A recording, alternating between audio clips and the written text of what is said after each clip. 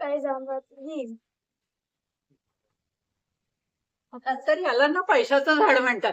हे पण झाड खूप मोठं होतं आणि याचं बिया आहे ना तर ते साधारण चारोळी सारखं असतं आणि ते खातात पण.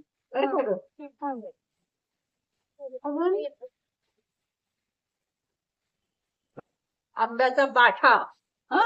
बाठा आणि हा लावल्यानंतर हा झाला लावून हा लावून झाला तर हा लावून झाला वरती माती घालूया आपण.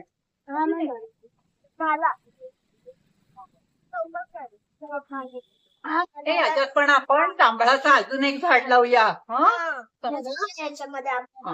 त्याच्यामध्ये अजून एक आपण जांभळाची बी लावूया. त्याच्यामध्ये अजून एक आंब्याची लावूया. हे सगळे लावलेलं एका साईडला ठेवू श्रेय. हे बघा अशा प्रकारे आपण 10 फळांच्या बिया लावलेल्या आहेत.